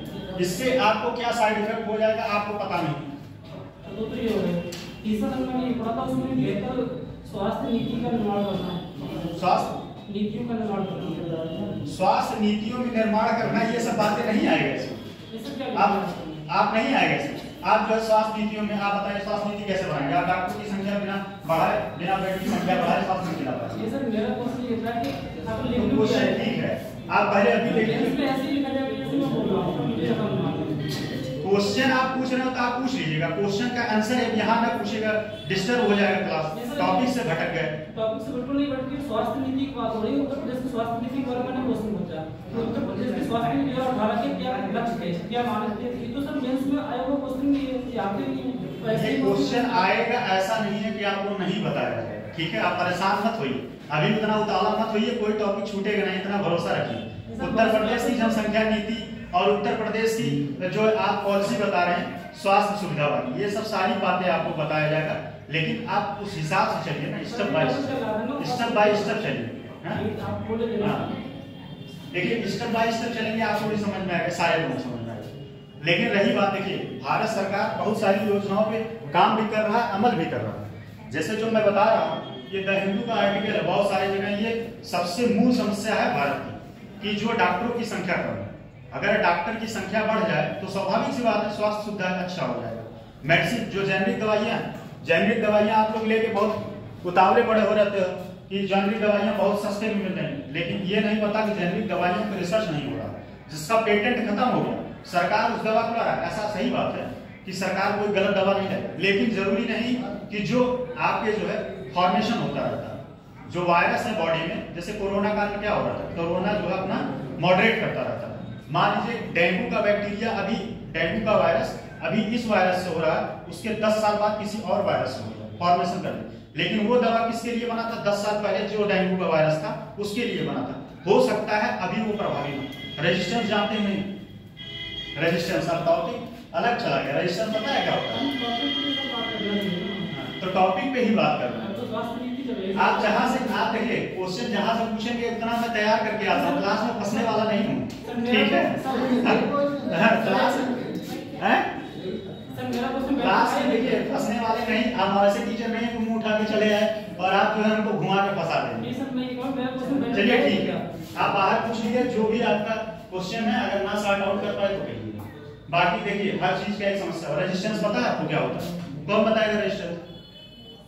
एंटीबायोटिक जो लेते हैं दवा, उससे जानते हैं क्या होता है बॉडी में? वही, हाँ वही टॉपिक, आप टॉपिक दूसरा छोड़ दिए। नहीं सर, मैंने स्वास्थ्य नीति के बारे में, चलिए ठीक है, आप 5 पॉइंट बताइए, मैं लिखेंगे क्या? देखिए अगला है स्वास्थ्य चिकित्सा अवसंरचना, स्वास्थ्य चिकित्सा अवसंरचना। हाँ हाँ, न्यू टॉपिक लिखे तो है ऊपर।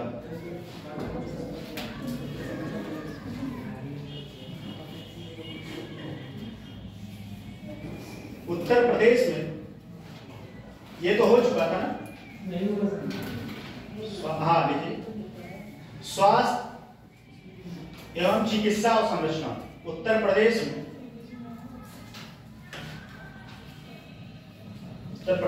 सार्वजनिक स्वास्थ्य सुविधाओं में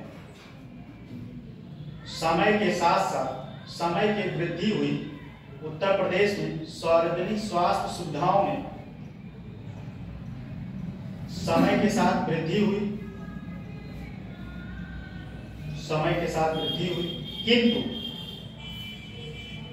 किंतु उपकेंद्रों में 40.83%, किंतु स्वास्थ्य केंद्रों में 40.83%, प्राथमिक स्वास्थ्य केंद्रों, ये तो बोले हैं भाई, अभी तो लिखवाए हैं ये पॉइंट तो लिखवाए, फिर वही बात बता रहे हैं। अगला पॉइंट है, ये छोड़िए, अगला पॉइंट, अगले पॉइंट पे आते हैं।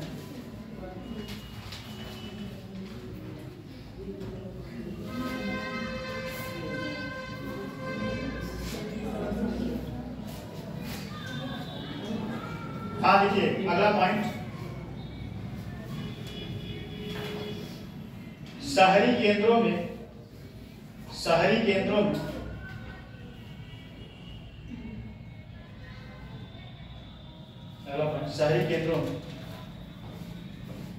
1083 प्राथमिक स्वास्थ्य केंद्रों, 1083 प्राथमिक स्वास्थ्य केंद्रों के मुकाबले केवल 1083 प्राथमिक स्वास्थ्य केंद्रों के मुकाबले केवल 50.3 प्राथमिक स्वास्थ्य केंद्र है। 50.3 नहीं, 503 स्वास्थ्य केंद्र है। 503 स्वास्थ्य केंद्र है, जिसमें 45.24% की कमी दर्ज हुई। 45.24% की कमी दर्ज हुई। अगला पॉइंट लिखिएगा, अगला पॉइंट,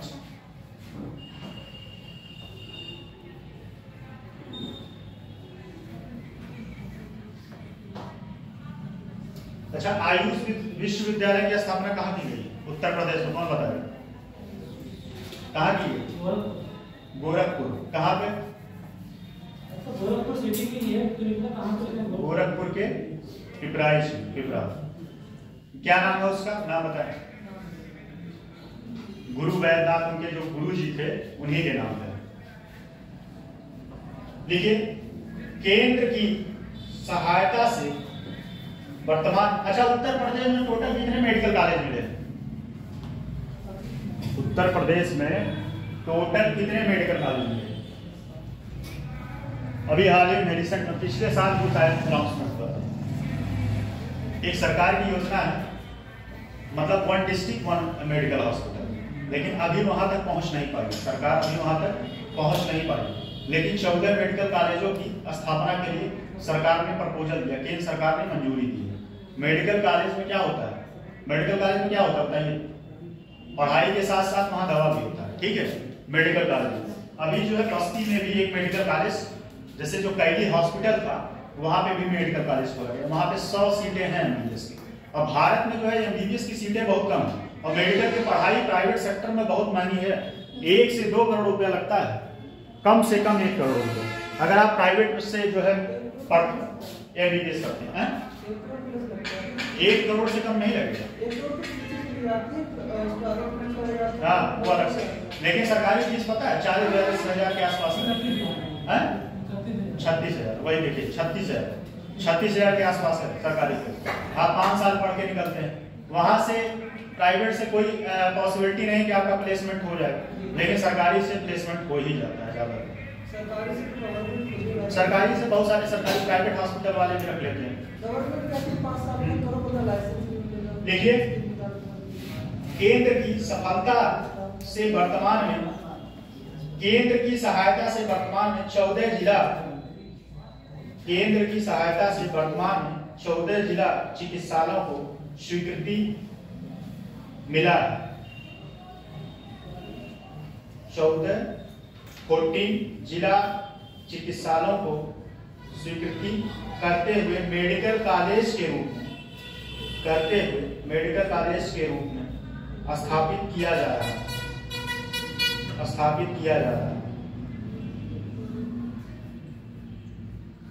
पीपीपी क्या होता है? पीपीपी कौन बताएगा? पीपीपी कौन बताएगा? Private partnership. ठीक, इसमें क्या होता है कि जो सरकार होता है और प्राइवेट सेक्टर दोनों मिलके कार्य करते हैं। अच्छा, एक इससे संबंधित एक बात और बता दें, कौशाम्बी में एक हाल ही में प्राथमिक विद्यालय का स्थापना किया गया था, PP model, triple P model. अभी उत्तर प्रदेश में और कहीं नहीं, सिर्फ कौशाम्बी में। एक बार पीसीएस में एक क्वेश्चन भी आया था,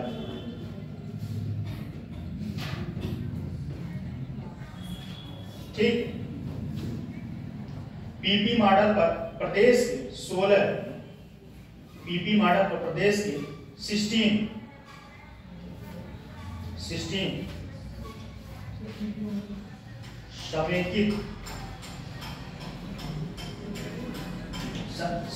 समेकित जिलों में मेडिकल कॉलेज की स्थापना किया जाएगा। पीपी मॉडल पर समेकित जिलों में पीपी मॉडल पर स्थापना किया जाएगा, मेडिकल कॉलेजों की स्थापना किया जाएगा। ठीक, 14 तो सरकारी किया जाएगा, जो ऑलरेडी जिला अस्पताल है या कहीं हॉस्पिटल है तो उसमें मेडिकल की सीटें बढ़ा दी है। ठीक है, सुल्तानपुर में भी जैसे हुआ, बस्ती में हुआ, सिद्धार्थ नगर में हुआ, ठीक, और गोरखपुर में ऑलरेडी एम्स है ही है। गोरखपुर के एम्स का कोई मतलब नहीं है, गोरखपुर के एम्स का कोई फायदा उठा ही नहीं पाता। ठीक है, उसके बाद अगला लिखिए, अगला पॉइंट इसमें, अगला पॉइंट, लखनऊ में अटल बिहारी वाजपेयी चिकित्सा विश्वविद्यालय, लखनऊ में अटल बिहारी वाजपेयी चिकित्सा विश्वविद्यालय, लखनऊ में अटल बिहारी वाजपेयी चिकित्सा विश्वविद्यालय की स्थापना की गई, जिससे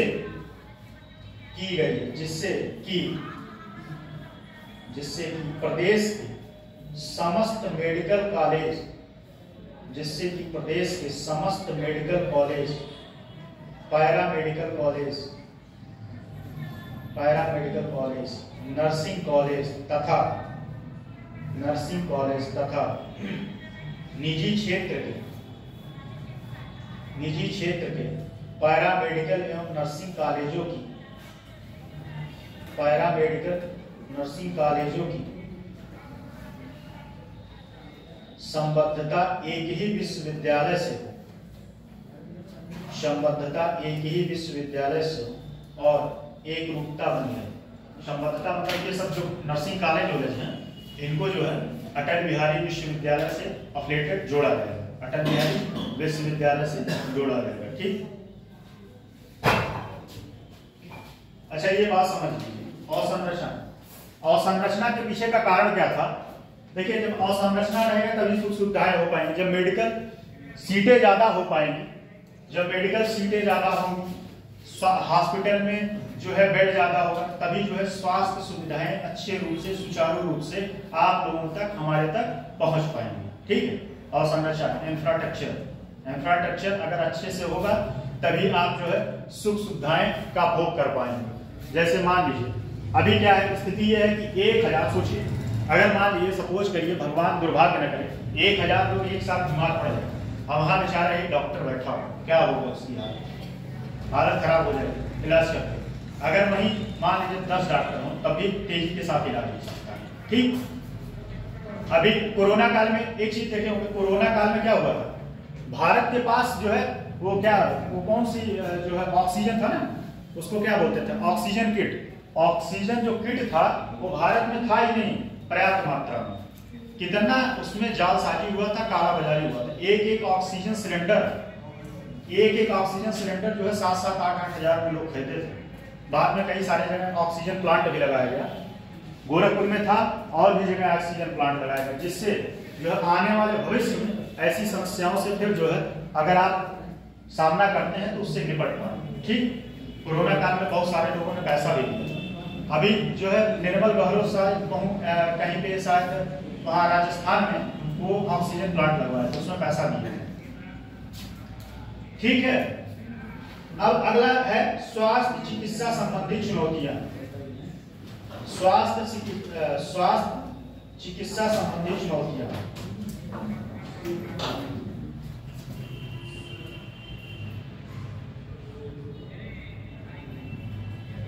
देखिए इसमें हेडिंग लिखिए तो मैं लिखवा दे रहा हूं, इसके बारे में समझा दे रहा हूं। स्वास्थ्य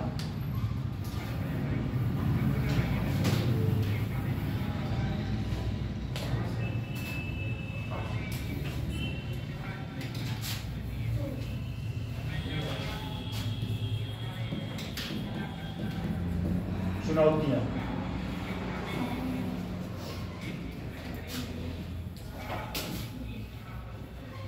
क्या क्या है इसमें? पहला इसमें गैर संचारी, पहले लिखिए संचारी।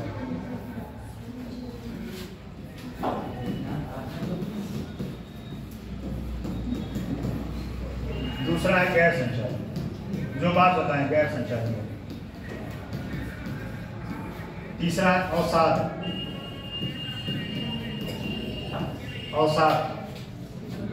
तीसरा अवसाद। मानसिक स्वास्थ्य,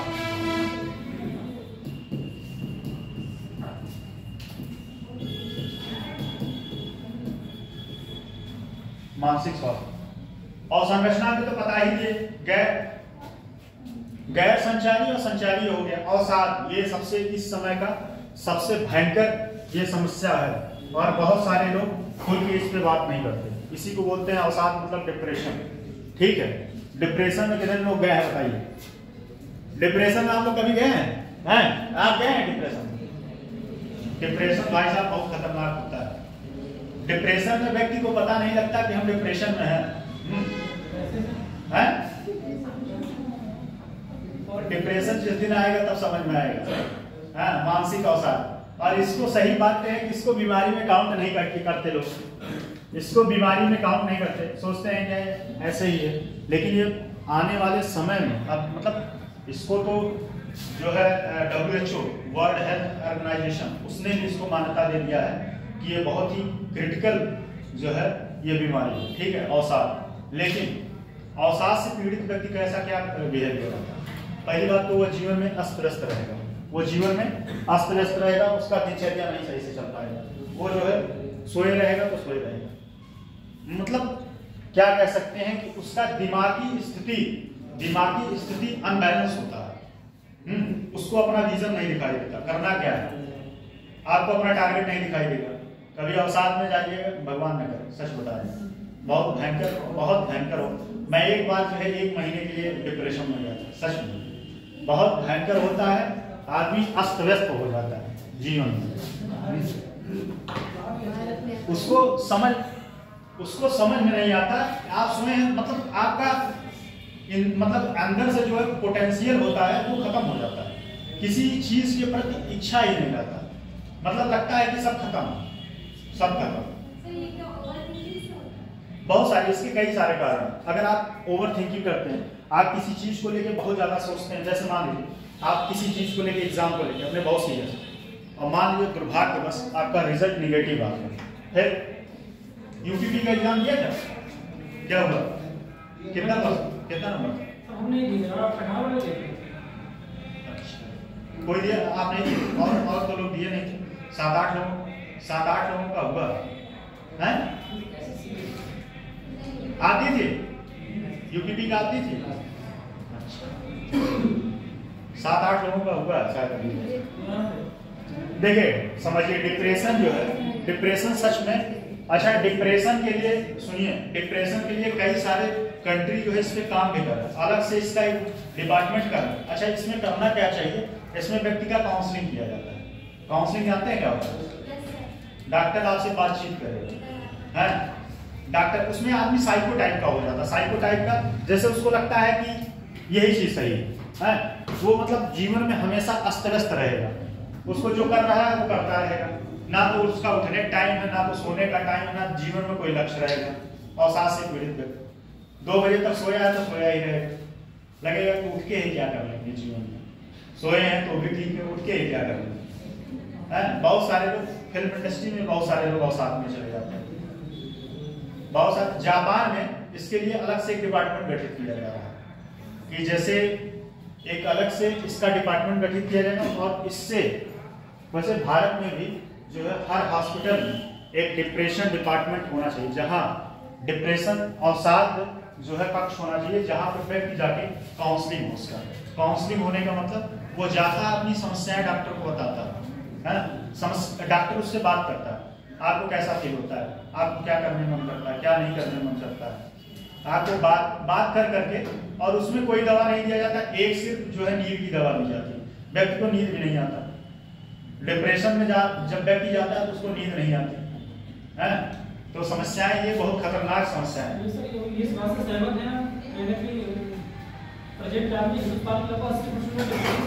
हाँ, डिप्रेशन बहुत क्लास में बैठे हुए भी उसमें भी हूँ सब। देखिए डिप्रेशन मैं बताऊं, देखिए एक डिप्रेशन का एक सर्किल होता है, वो सर्किल होता है। डिप्रेशन दिन में 1 बार 2 बार आए ठीक है, अगर डिप्रेशन आपका 1 महीने तक प्रभावी या 15 दिन से ज्यादा प्रभावी, तब समस्या है। डिप्रेशन हर व्यक्ति को आता है। जैसे मान लीजिए आपके अकॉर्डिंग कोई काम नहीं हो रहा, मन दुखी हो रहा है। अब मन दुखी होना मतलब ये मन दुखी कुछ समय या कुछ क्षण के लिए रहे तो ठीक है, अगर ये घंटों या महीने में तब्दील हो गए तब समस्या का कारण है। वही बात मैं कहा कि जीवन में कुछ पता नहीं रहेगा, करना क्या है, बस सोए हैं तो सोए रहे, जीवन का कोई उद्देश्य नहीं रहेगा, उद्देश्य विहीन हो जाता है डिप्रेशन में। इसलिए डिप्रेशन कभी किसी को हो तो आप एक बार जो है अपने घर में बात करिएगा कि हमको इस समस्या है। और एक चीज और है, डिप्रेशन और भी एक कारण से आता है, जैसे आपके परिवार वाले आप अपनी चीजें आपके ऊपर थोप दें। जैसे मान लीजिए आपको कहते हैं नहीं तुम्हें आगे से बनना, आप हो सकता है एक अच्छे कुछ सिंगर बन सकते हैं या कुछ भी बन सकते हैं। अब आप उनके उम्मीदों पे खड़े नहीं उतर पा रहे हैं, फिर क्या होगा, आपका टेंशन का लेवल बढ़ता जाएगा और फिर आप डिप्रेशन में चले। तो ये सब समस्याएं बहुत भयंकर विकराल। उसके बाद लिख लिया इसमें, बताइए इसमें कुछ लिखवाना है कि समझ लिए बात। संचारी गैर संचारी पता है, डिप्रेशन बता दिए, डिप्रेशन अवसाद है। अवसाद में व्यक्ति मतलब सिंपल सा एक लाइन में समझिए, उसका जीवन अस्त व्यस्त हो जाता है, उसको अपना लक्ष्य नहीं दिखाई देता, करना क्या है, रहना कैसे है, जैसे है वैसे पड़ा रहेगा। ठीक, अरे अब हमारा क्या, हमारे साथ जीवन में बहुत सारी घटनाएं घटती हैं, मेरे साथ भी कोई घटना घटा था जिसकी वजह से डिप्रेशन में चले गए। हमारे कहानी को इंटरेस्ट मत लीजिए, ठीक है, हमारे कहानी में कुछ नहीं रखा।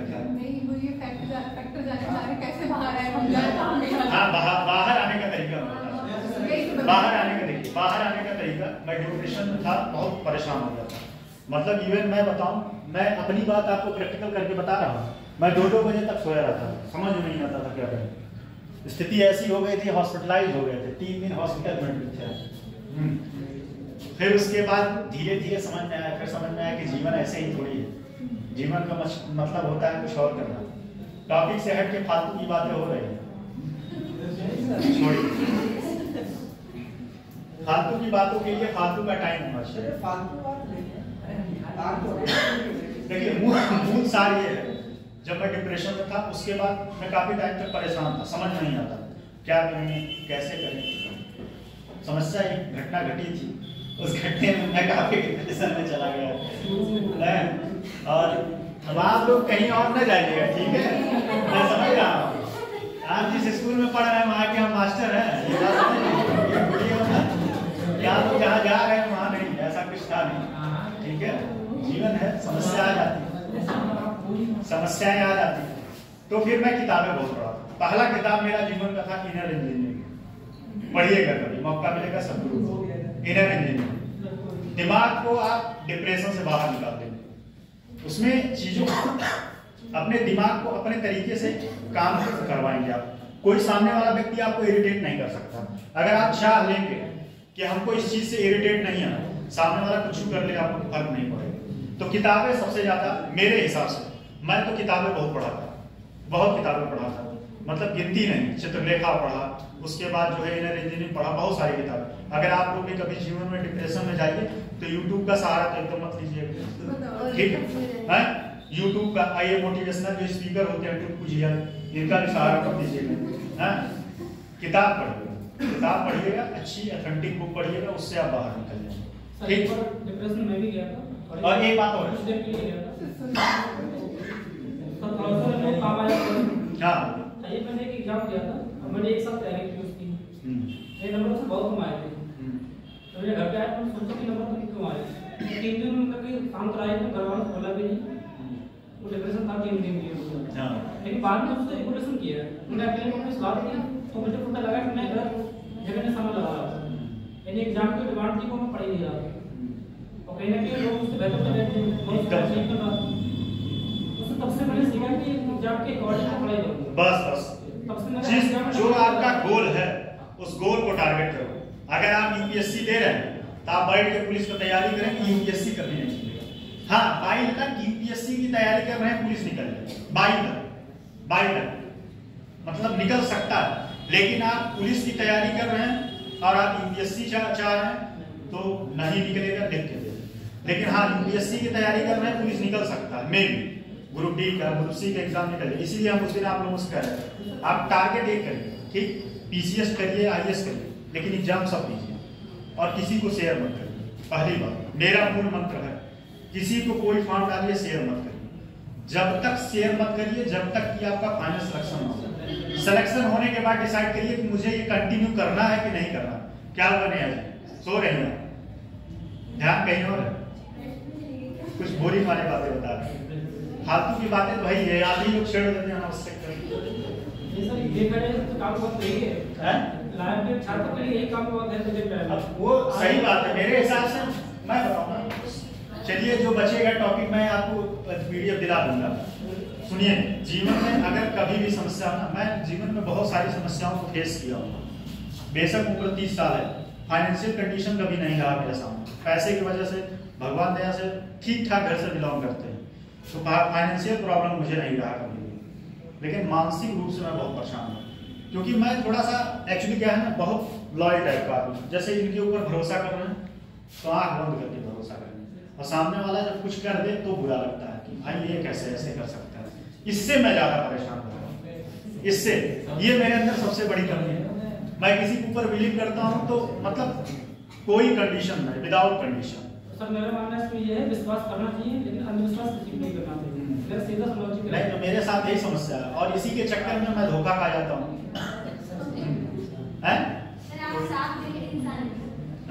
हाँ, ये चीज है जो मेरे साथ। एक बात जान लीजिए, जो अंदर है वही बाहर है, ये नहीं कि आपके पीठ पीछे कोई बात बोले, ठीक? तो ये सब टॉपिक है। अगला टॉपिक समझिए, अवसाद समझना। अवसाद पे आधा घंटा लेक्चर हो गया, अब तो अवसाद जीवन में भूलेगा नहीं।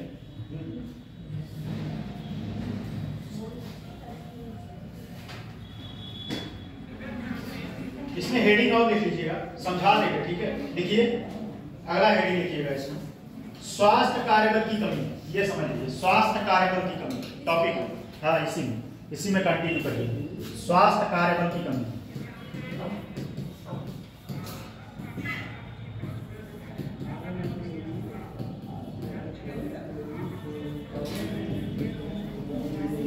अब स्वास्थ्य कार्यबल की कमी मतलब क्या हो गया? जैसे स्वास्थ्य क्षेत्र, ठीक है, स्वास्थ्य क्षेत्र में, मेडिकल में, जैसे वही बात है, जैसे डॉक्टरों की संख्या कम रहेगी, नर्सों की संख्या कम रहेगी, ठीक है, वार्ड बॉय की संख्या कम रहेगी। तो जब स्वास्थ्य बल भारी मात्रा में ये सब वर्कर नहीं रहेंगे तो क्या आपको स्वास्थ्य सुविधाएं मिल पाएंगी? हर व्यक्ति का अपना अपना काम होता है। ड्रिप लगाना किसका काम है? डॉक्टर थोड़ी ड्रिप लगाएगा, कौन लगाता है? नर्स लगाते हैं, ठीक, ड्रिप लगाते हैं। बेड पे चद्दर कौन फैलाता है? वार्ड बॉय करता है। अब वो नर्स थोड़ी आके करेगा। तो हाँ, ये सब सारी चीजें जो है ये सब बंद कर दीजिए, लेकिन 2 मिनट